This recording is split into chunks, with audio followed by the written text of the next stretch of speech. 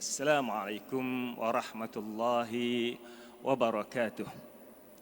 Terima kasih pada Tuan Moderator, Ustaz Hafiz, Datuk Dr. Hamzah, yang saya muliakan sahabat saya Dr. Anwar Hassin, yang saya muliakan Datuk Nazir Masjid serta ahli jawatan kuasanya, datuk-datuk, datin-datin, tuan-tuan, perempuan yang dirahmati oleh Allah Subhanahu Wa Taala.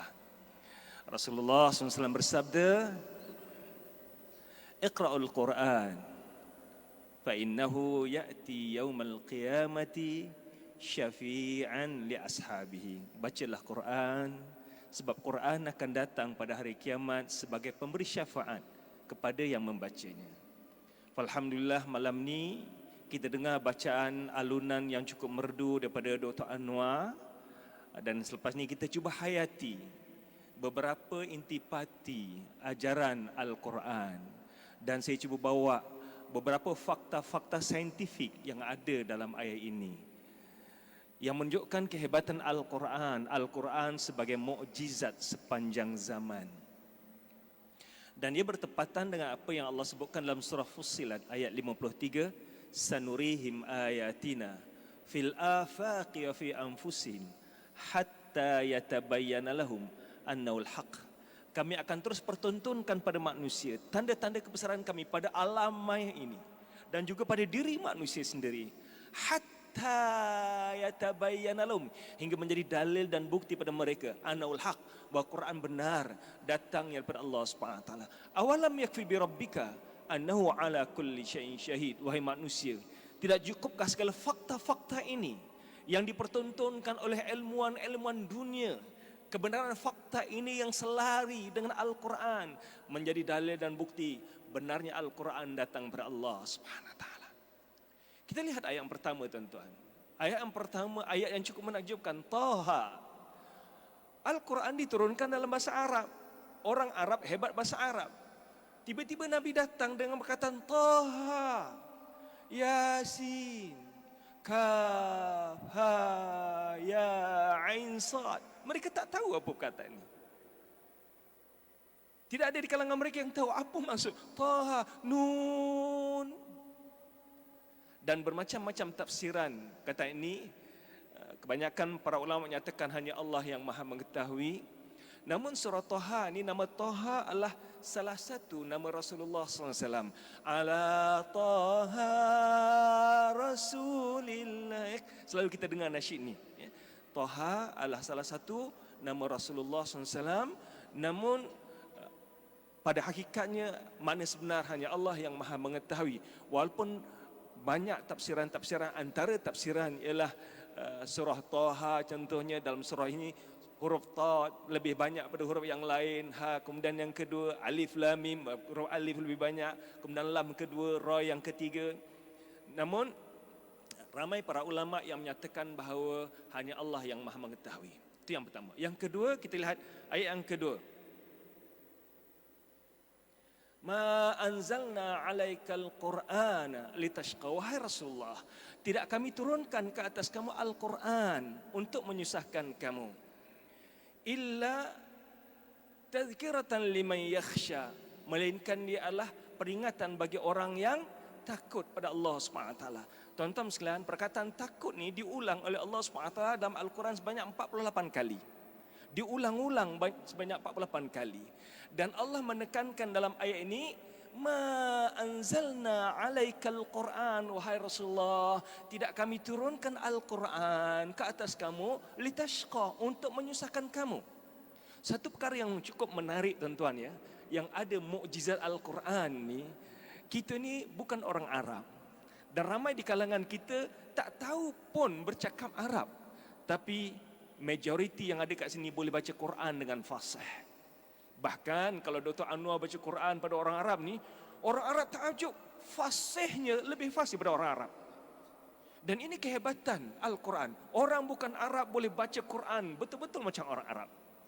Bukan susah untuk baca Quran, ya. Sebab itulah Allah SWT sebutkan dalam Al-Quran, walaqad yassarnal Qur'ana lidzikra fahal min muddakir. Sesungguhnya kami telah mempermudahkan Al-Quran untuk kamu wahai Rasulullah dan juga umat Islam. Fahal min muddakir, apakah ada di kalangan manusia yang mengambil pengajaran daripada ayat-ayat Allah yang Allah berikan ini? Al-Quran merupakan bahasa Arab, namun walaupun mudah untuk dipertuturkan, dibaca, tetapi mengandungi mukjizat yang cukup hebat. Saya akan kaitkan dengan mukjizat saintifik nanti. Namun saya tertarik dengan apa yang disebutkan oleh Ustaz Hafiz tadi. Penghujung surah ini hurufnya ya. Tuan-tuan, bukan hanya surah ni tau. Ini di antara mukjizat Al-Quran. Seluruh Al-Quran demikian. Tuan-tuan perhatikan dalam surah Ikhlas, Qul huwallahu ahad, hujungnya dal. Sama aja. Qul ya ayyuhal kafirun, nun. Kita lihat surah yang panjang lagi, wadduhaya wallaili idza sajaya ma wadda'aka rabbuka wa ma qala ya. Sebab tu orang Arab kata Nabi Muhammad ni sebagai ahli syair. Tapi Sayyid Qutb dalam menafsirkan ayat ini menyatakan bahawa tohmahan mereka ini dengan mudah dipatahkan sebab mereka tahu Nabi Muhammad tak tahu membaca. How could a person who doesn't know how to read and write could bring a verses like this? Suatu yang cukup hebat. Kita lihat surah yang lain, surah yang panjang sikit. Ar-Rahmanun 'allamal Qur'anun khalaqal insanun. Cantik ridhem ayat ni. Surah yang lebih panjang lagi, surah An-Najm. Wan najmi idza hawaya ma dhalla sahibukum wa ma ghawaya wa ma yantiqu 'anil hawaya in huwa illa wahyun yuhaya. Cantik kan ayat ni, tuan-tuan? Seluruh Al-Quran bunyinya lebih macam itu. Ridhemnya cantik. Ini salah satu mukjizat Al-Quran. Sebab itulah tuan-tuan sekalian, dulu saya bukan belajar sekolah agama, saya belajar aliran sains. Tingkatan 5 masa belajar sains ni, saya tertanya-tanya, macam mana bila ustaz mengajar kata Quran ni bahasa Arab, orang Arab tak boleh tandingi kehebatan bahasanya. Tuan-tuan sekalian, cuba tuan-tuan baca buku Melayu. Ada tak orang Melayu yang tulis buku daripada awal hingga akhir ujungnya sama aja? Ada tak? Kecuali buku-buku pantun, buku sajak kan. Ataupun tuan-tuan dengar penceramah berceramah daripada awal hingga akhir ujungnya sama aja. Kita tak pernah dengar seperti ini. Tapi Al-Quran yang dibawa oleh Nabi, Masya Allah, ini salah satu mukjizat Al-Quran. Dan zaman Nabi, ilmu yang hebat ialah ilmu sastra. Mukjizat Al-Quran sudah sastra. Zaman moden kita sekarang ni, ilmu yang hebat ilmu sains. Dan salah satu mukjizat Al-Quran ialah mukjizat dalam bidang sains yang saya akan ulas kemudian. Kemudian Allah sebutkan, kaitkan takut ini dengan takwa. Sebab itu Allah sebutkan, Zalikal kitab la raiba fih hudal lil muttaqin. Ini kitab Al-Quran. Zalikal kitab la raiba fih, tidak ada keraguannya. Hudal lil muttaqin, hidayah kepada orang yang bertakwa. Perkataan takwa diulang dalam Al-Quran sebanyak 258 kali, tuan-tuan.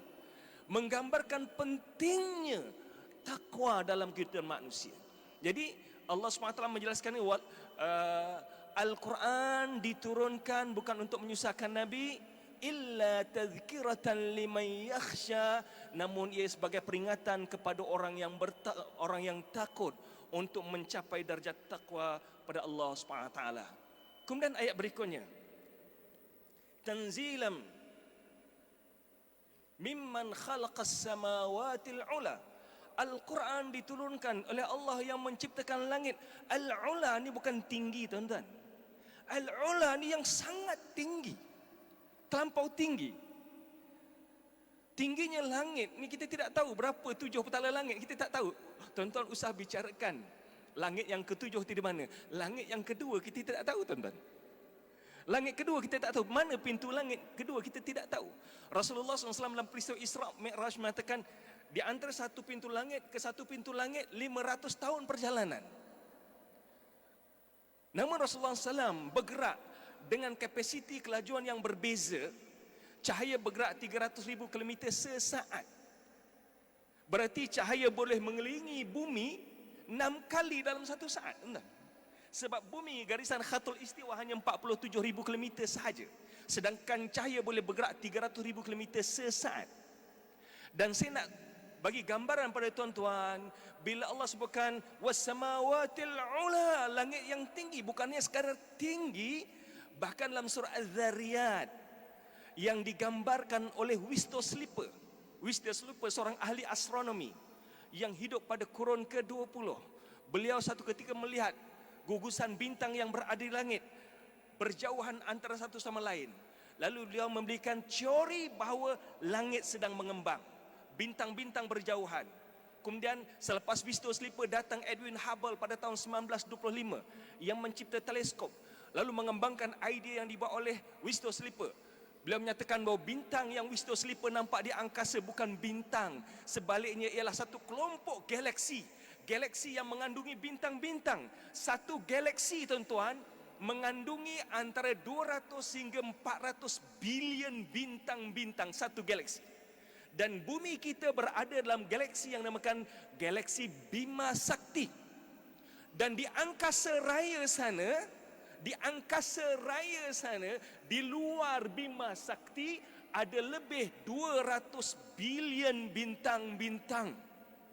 Sedangkan dalam galaksi kita saja, di luar sedikit galaksi kita, ada satu bintang yang bernama black hole.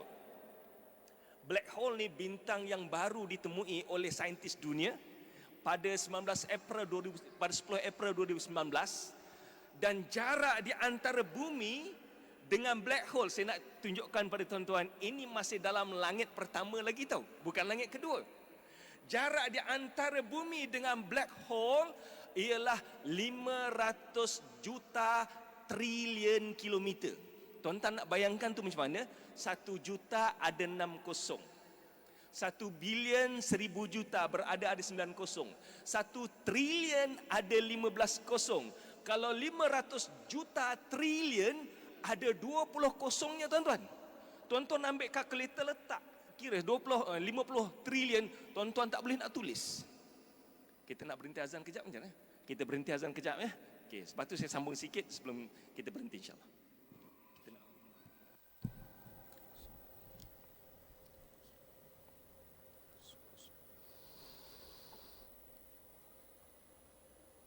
Allahu Akbar,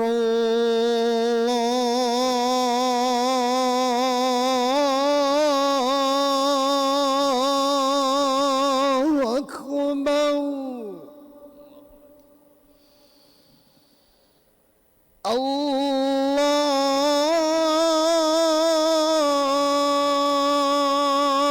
Allahu Akbar,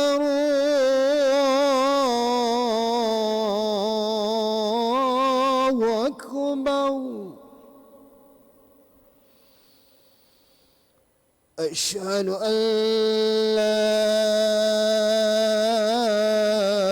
إله إلا الله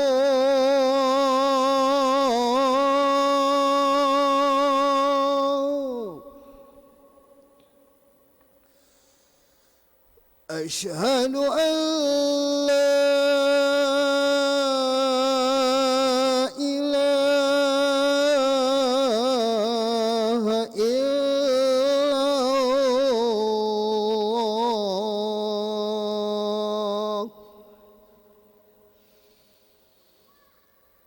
أشهد أن محمدًا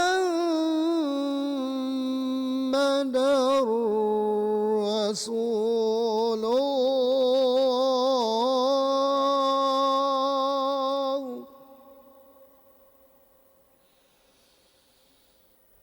أشهد أن محمدًا رسول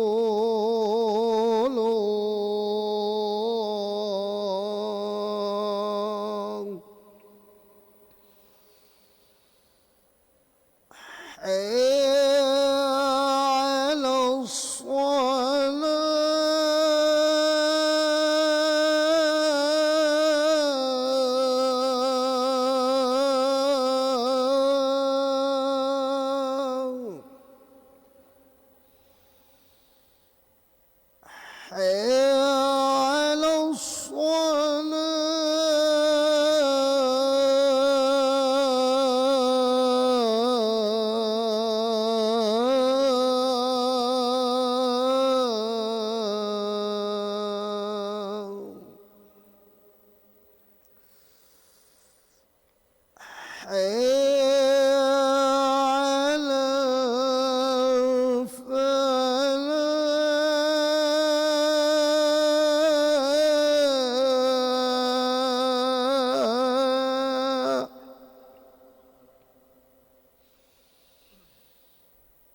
حي على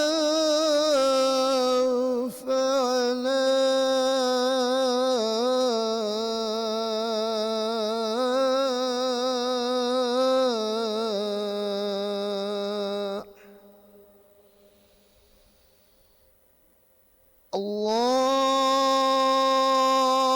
الله أكبر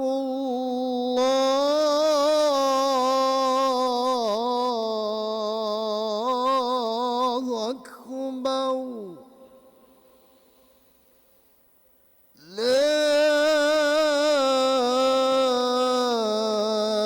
إله إلا الله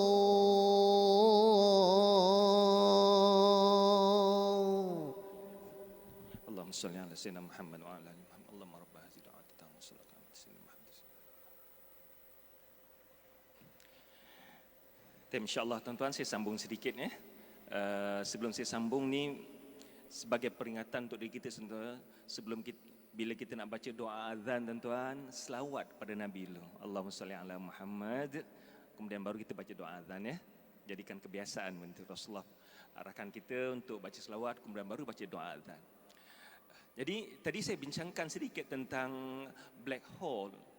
Black hole ni tuan-tuan, untuk makluman, dia adalah bintang yang tenggelam timbun yang dibicarakan kali pertama oleh Pierre Simon pada tahun 1728 Masihi.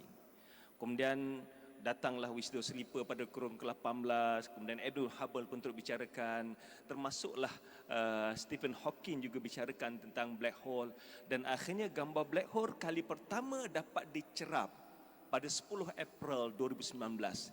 Dan ironiknya tuan-tuan, kewujudan black hole yang diceritakan oleh saintis dunia ini selari dengan apa yang Allah sebutkan dalam surah At-Takwir. Fala uqsimu bil khunnas al-jawaril kunnas, dan kami bersumpah, fala uqsimu bil khunnas, dan kami bersumpah dengan bintang yang tenggelam timbul. Kenapa tenggelam timbul? Sebab black hole ni bintang yang telah terpadam cahayanya. Dia bintang yang menyala dahulu, kemudian terpadam cahayanya, dan bila terpadam kita tak boleh nampak, itu tenggelam. Dan bila dia timbul, bila ada radiasi sekelilingnya, baru dapat kita nampak. Sebab itu macam bintang yang tenggelam timbul. Kemudian Al-Quran juga describe ataupun menjelaskan sifat bintang black hole, Al-Jawar. Al-Jawar ni ialah pergerakan yang begitu laju. Sampai sekarang para saintis masih belum tahu lagi berapakah kelajuan pergerakan black hole. Namun demikian, saintis dapat mengesan kelajuan pergerakan matahari. Matahari bergerak mengelilingi nukleus galaksi mengikut orbitnya dengan kelajuan 220 km sesaat. Terlampau laju tuan-tuan. 8 kali ganda lebih laju pada putaran bumi, bersamaan dengan 828,000 km sejam. Laju ke laju. Seolah-olah tuan-tuan bergerak pada KK sampai ke Kudat dalam masa 1 saat. Itulah pergerakan matahari. Laju tak? Allahu Akbar. Sebab itu dalam Al-Quran yang tuan-tuan selalu baca dalam surah Yasin, wasyamsu tajri, dan matahari bergerak, tajri pergerakan yang laju. Allah tak sebutkan tamshi. Tamshi ni pergerakan yang perlahan. Allah gunakan tajri, pergerakan yang laju. Matahari bergerak dengan begitu laju. Dan dalam surah Ar-Rahman Allah sebutkan asyamsu wal qamaru bihusban, matahari dan bulan beredar ikut orbitnya dengan perhitungan yang boleh, dengan pergerakan yang boleh kamu hitung kelajuannya. Subhanallah.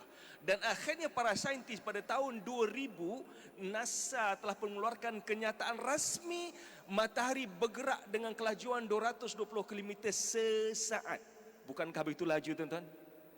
Bagaimana ayat Quran yang disebutkan 1400 tahun yang lalu only being proven by scientists lately, recently, pada tahun 2000 tuan-tuan. Siapa yang ajar Nabi Muhammad ni? Wa ma yantiqu anil hawa in huwa illa wahyu. Nabi tak cakap ikut hawa nafsu, melainkan wahyu daripada Allah Subhanahu wa taala. Demikian juga bila kita sebutkan wasamawatil ula, dan langit yang tinggi. Satu yang menarik tuan-tuan, yang dibicarakan oleh Wisto Sleeper tadi tentang pengembangan langit, sama dengan apa yang Allah sebutkan dalam surah Az-Zariyat ayat 47.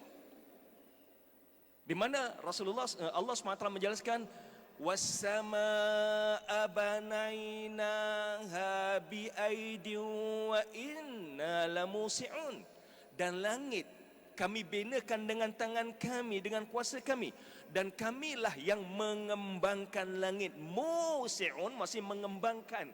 What does it means? That matahari, langit kita sentiasa mengembang.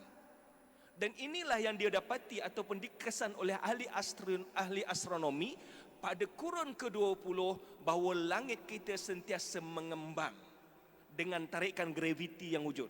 Sedangkan Nabi kita Muhammad sallallahu alaihi wasallam telah menyebutkan 1400 tahun yang lalu. Bagaimana Nabi Muhammad, seorang yang tak tahu membaca, yang tak tahu menulis, boleh menceritakan alam astronomi yang begitu hebat ini tuan-tuan, alam angkasa yang begitu hebat, yang tidak diketahui oleh manusia melainkan pada abad ini, pada kurun ke-21 ini tuan-tuan. Sedangkan zaman Nabi Muhammad sallallahu alaihi wasallam tidak ada manusia yang mengetahui perkara ini. Bukankah ini dalil, bukankah ini bukti bahawa Quran ini mukjizat sepanjang zaman? Bukankah ini dalil dan bukti benarnya Al-Quran datangnya pada Allah SWT? Dan kita perhatikan pula ayat yang seterusnya. Ar-Rahman 'alal 'arsy istawa. Ar-Rahman, Allah bersemayam di atas arasy-Nya. Arasy Allah ni tuan-tuan, kita tak mampu nak bicarakan. Langit ketujuh kita tak tahu bagaimana arasy Allah SWT. Arasy Allah berada di atas langit yang ketujuh. Dalam surah Hud, Allah SWT menjelaskan yang sampai sekarang para saintis akhir ini baru dapat mengetahui hakikat kebenaran ayat dalam surah Hud, di mana Allah SWT menjelaskan والذي خلق السماوات والأرض في 6 أيام ثم استوى على العرش وكان عرشه على الماء. Adalah Allah SWT yang menciptakan langit dan bumi dalam masa 7 waktu. Kemudian Allah naik ke summa stawa 'alal 'arsy, kemudian Allah bersemayam di atas arasy.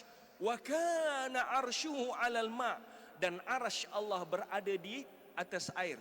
Dahulu orang tak boleh memahami bagaimana di angkasa ada air. Sebab di angkasa, di bulan tak ada air. Oksigen pun tidak ada. Namun demikian akhirnya pada kurun ke-20, saintis mendapati kewujudan air di angkasa lepas sana. So kalau mereka mengakui kewujudan air di angkasa lepas, berarti kewujudan air, mana arasy Allah berada di atas air, bukan satu benda yang pelik. Mungkin di zaman Nabi Muhammad bila bicarakan demikian, orang tak boleh nak mengetahui bagaimana adanya air di angkasa. Namun bila Allah SWT terangkan dalam Al-Quran, summa stawa 'alal 'arsy wa kana 'arshuhu 'alal ma', dan Allah bersemayam di atas arasy dia, dan arasy Allah berada di angkasa, di atas air. Dan apabila para saintis membuktikan kewujudan air di angkasa, dapat kita fahami, memang boleh difahami, boleh diketahui bahawa arasy Allah itu possibility ada, berada di atas air. Bukan benda yang mustahil yang dahulu orang bicarakan, mustahil ayat Quran ini tak betul, di angkasa mana ada air. Tapi saintis buktikan kewujudan air di angkasa. Kemudian ayat berikutnya, lahu ma fis samawati wa ma fil ardi wa ma bainahuma wa ma tahta tsara. Dan milik Allah lah segala apa yang ada di langit, apa yang ada di bumi. Wa ma bainahuma, dan apa yang ada di antaranya. Wa ma tahta tsara. Tsara ni seperti mana Dr. Anwar sebutkan tu, maksudnya kekayaan. Namun ayat dalam tsara dalam ayat ini lebih bermaksud di bawah bumi. Allah Maha mengetahui, Allah yang menciptakan langit dan bumi. Sebab tu tuan-tuan, dalam ayat yang lain Allah SWT jelaskan, dialah Allah SWT yang menciptakan langit dan bumi. Ya'lamu sirra ma fis samawati wa ma fil ard. Allah Maha mengetahui apa yang ada di langit, apa yang ada di bumi. Dan di antara rahsia apa yang ada di bumi tuan-tuan, kewujudan bahan bakar, bahan api yang ada di dalam bumi. Bagaimana sekarang ini bagi kita zaman moden, kita menggunakan petrol. Sebelum itu kita gunakan arang batu sebagai bahan api. Tetapi orang Arab belum memahami bahawa bahan api ini terdiri pada kayu-kayu.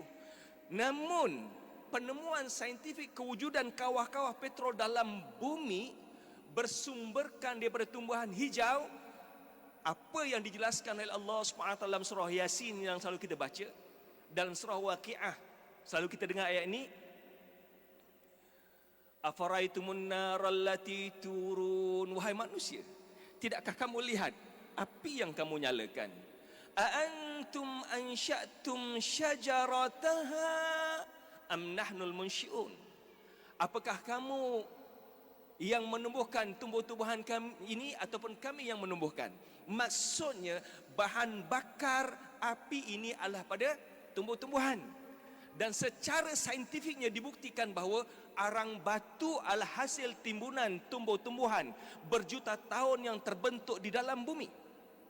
Demikian juga kewujudan kawah-kawah petrol adalah sumber daripada timbunan tindak balas tanah dengan tumbuh-tumbuhan dan fosil berjuta tahun. Akhirnya terbentuklah petrol yang merupakan sumber bahan api, asalnya dari mana? Daripada tumbuh-tumbuhan. Siapa yang bagi tahu Nabi Muhammad ini, tuan-tuan? Bukan itu saja, kemungkinan tuan-tuan akan tertanya-tanya, kalaulah kita mendakwa bahawa sumber bahan api petrol ini pada tumbuh-tumbuhan, bagaimana negara-negara Arab yang kaya dengan petrol, kering kontang, tak ada tumbuhan kan? Macam mana kering kontang? Tak ada tumbuhan, padang pasir. Namun tuan-tuan, kalau kita perhatikan balik apa yang Nabi Muhammad sebutkan, la taqumus sa'atu hatta ta'uda jaziratul Arab murujan wa anhara. Tidak akan berlaku kiamat hinggalah semenanjung tanah Arab akan kembali menghijau, murujan, menghijau subur, wa anhara, dan banyak mata-mata air yang mengalir. Kalau sekarang ini kita lihat 20 tahun yang lalu berbeza dengan sekarang. Banyak landscape menghijau yang ada di tanah Arab sekarang. Dan apa yang dijelaskan oleh Nabi Muhammad dalam ayat ini, hatta ta'udah, hingga kembali menghijau, ini bererti tanah Arab sebelum ini adalah bumi menghijau yang subur. Dan satu fakta yang menarik tuan-tuan, National Geographic membuat kajian saintifik membuktikan secara saintifik kebenaran hadis Nabi Muhammad sallallahu alaihi wasallam bahawa bumi Arab dahulu bumi yang menghijau. Dan sebelum berlakunya kiamat, bumi Arab akan kembali menghijau. Dan kalau tuan-tuan yang pernah pergi tanah Arab 30 tahun yang lalu berbanding sekarang, banyak perbezaan, tumbuh-tumbuhan banyak dah berada di tanah Arab.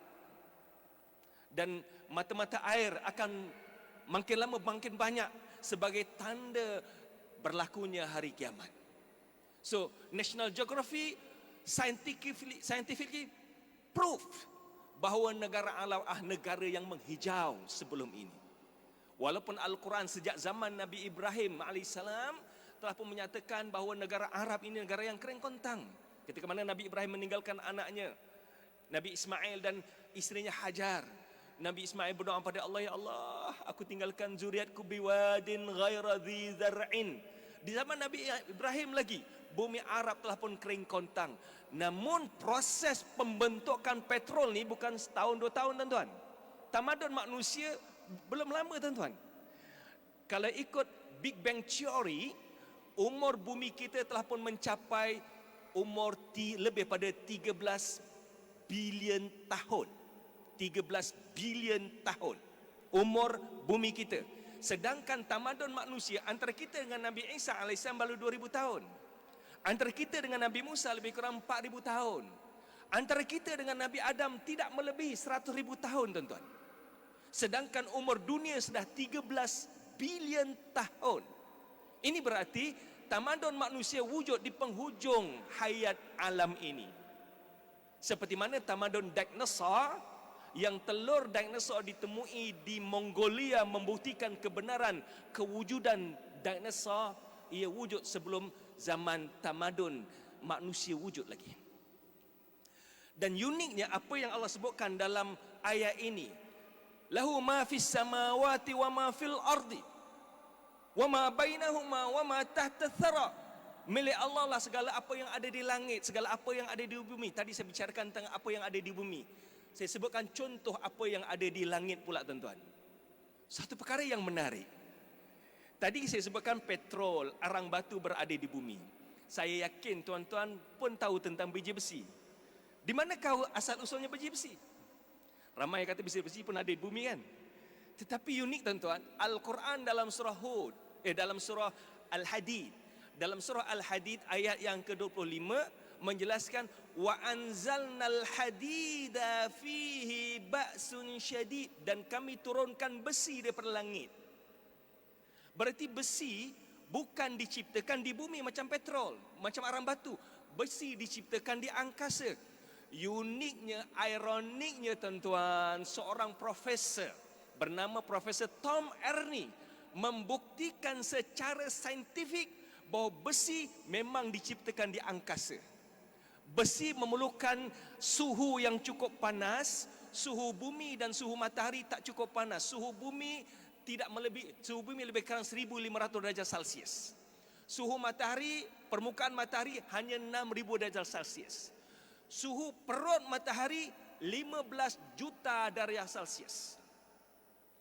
But yet 15 juta darjah Celsius masih belum mampu untuk membentuk besi. Besi memerlukan bintang yang lebih besar. Antara bintang yang lebih besar ialah Pixel Star. Saiznya 600 kali ganda berbanding dengan matahari. WY Canis saiznya 2000 kali ganda berbanding dengan matahari. Black Hole saiznya 50 juta kali ganda berbanding dengan saiz matahari. Allahu Akbar. Pixel Star suhunya 10 juta kali ganda lebih panas pada suhu matahari, tuan-tuan. Sebab itulah Tom Erney menyatakan bahawa besi memerlukan bintang-bintang yang besar di angkasa yang suhunya lebih panas, dan kepanasan suhu ini mampu membentuk logam-logam berat. Kemudian apabila logam-logam terbentuk sampai peringkat bintang-bintang ini menjadi tepu, maka berlakulah ledakan yang dinamakan ledakan supernova. Dan ledakan supernova ini menghamburkan meteor-meteor yang ada di angkasa. Kemudian meteor ini ditarik oleh bumi dengan tarikan graviti. Jatuhlah besi-besi ini ke bumi sebelum tamadun manusia. Jadi jatuh berguguran meteor-meteor membawa besi-besi. Bahkan sampai sekarang masih ada lagi meteor jatuh ke bumi membawa besi. Pada tahun 2010 ada satu meteor yang besar jatuh di Kanada, dan mereka dapat menghasilkan 10 tan besi daripada meteor tersebut. So Profesor Tom Erney menyatakan bahawa besi yang ada di bumi ini datangnya daripada angkasa. Bagaimana Nabi Muhammad sallallahu alaihi wasallam dalam surah Al-Hadid dapat membicarakan 1400 tahun yang lalu bagi tahu pada kita bahawa besi diturunkan dari langit, tuan-tuan, bukan diciptakan di bumi. Wa anzalnal hadida fihi ba'sun syadid. Kami turunkan besi daripada langit. Imam Qurtubi menyatakan dalam menafsirkan ayat ini, menyatakan ayat ini dalil bahawa besi diturunkan daripada langit. Syed Qutb pun menjelaskan bahawa inilah peraturan Allah yang Maha Rapi, menurunkan besi sebelum tamadun manusia dengan begitu teratur supaya tidak merosakkan tamadun manusia. Cuba tuan-tuan bayangkan, kita duduk kat masjid ni, tiba-tiba jatuh berguguran meteor-meteor buat besi. Macam kita, hancur kita. Ya? Syekh Zaghloul An-Najjar, beliau seorang profesor dalam geologi daripada Mesir. Beliau menyatakan bahawa surah Al-Hadid sebagai dalil dan bukti yang jelas bahawa besi diturunkan dari langit, dan secara saintifiknya dibuktikan bahawa besi diturunkan dari langit. Dan ayat yang Allah SWT menjelaskan tadi, dialah Allah SWT yang memiliki segala apa yang ada di langit, apa yang ada di bumi, dan apa yang ada di antara keduanya, dan apa yang ada di dalam bumi. Tuan-tuan sekalian, kalau saya nak bicarakan banyak lagi apa yang ada dalam bumi, fakta-fakta saintifik, Allahu Akbar. Tanpa banyak ramai ilmuwan dunia, antaranya Dr. Gary Miller akhirnya memeluk agama Islam setelah mengkaji Al-Quran. Profesor Tagata Tajason, seorang pakar anatomi di Chiang Mai University, mengkaji tentang anatomi manusia, akhirnya memeluk agama Islam sebab apa yang beliau temui ini selari dengan ayat Quran.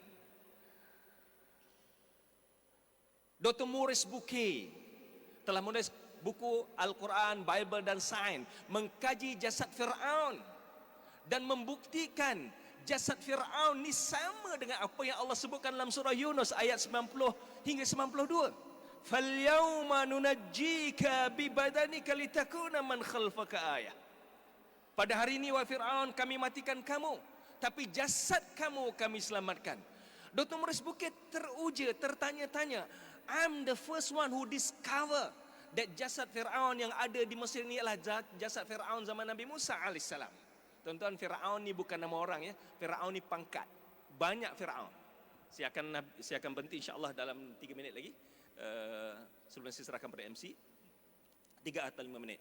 Jadi, setelah dia kaji jasad Fir'aun, dia buat postmortem dan dia buktikan secara saintifik dengan bukti-bukti anatomi manusia bahawa jasad Fir'aun yang ada sekarang adalah jasad Fir'aun yang hidup zaman Nabi Musa. Dan Allah menjanjikan dalam Al-Quran, wahai Fir'aun, hari ini kami matikan, tetapi jasad kamu kami selamatkan. Falyawma nunajjika bibadanika, pada hari ini kami selamatkan jasad kamu, litakuna man khalfaka ayah, untuk menjadi dalil dan bukti orang selepas kamu kebenaran Al-Quran. Tuan-tuan, Fir'aun ni bukan 1-2 orang, beratus Fir'aun tuan-tuan di Mesir. Tetapi Fir'aun zaman Nabi Musa AS dibuktikan oleh Dr. Maurice Bukitt, inilah jasad Fir'aun yang ada sekarang. Dan akhirnya Dr. Maurice Bukitt memulai agama Islam. Allahu Akbar. Ya. Terlalu banyak fakta saintifik yang boleh saya bawa tentang ayat ini, cumanya masa agak pendek. Saya tutup dengan ayat yang ke-8 yang Dr. Anwar baca tadi tentang bagi Allah SWT Asma'ul Husna. Lillahil Asma'ul Husna. Bagi Allah SWT ni ada nama-nama yang baik. Dan nama-nama Allah 99 nama, tuan-tuan sekalian, Rasulullah SAW menjelaskan, Lillahil Asma'ul Husna fad'uhu biha.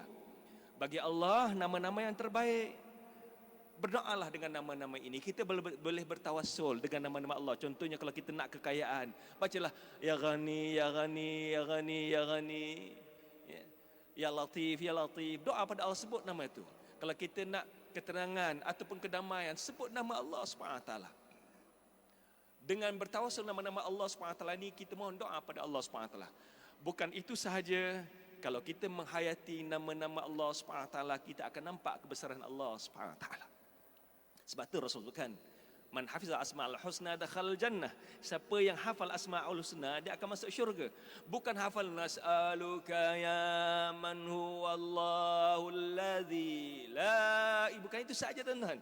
Tapi bila disebutkan Ar-Rahman, Allah Maha Pengasih, Ar-Rahim, Allah Maha Penyayang, apa maksudnya? Al-Muntaqim, Allah yang membalas dendam, apa maksudnya? Maksudnya, wahai manusia, andai kata kamu engkar pada Allah, Allah akan membalas kamu, mengazab kamu dengan azab yang amat pedih. Tapi Allah Maha Adil juga.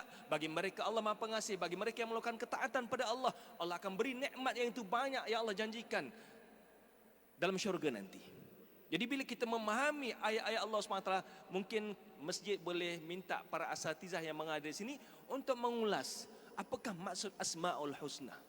Mungkin satu kuliah, satu nama Allah, ulas apa maksud ni. Hebatnya nama Allah SWT. Lillahil Asma'ul Husna.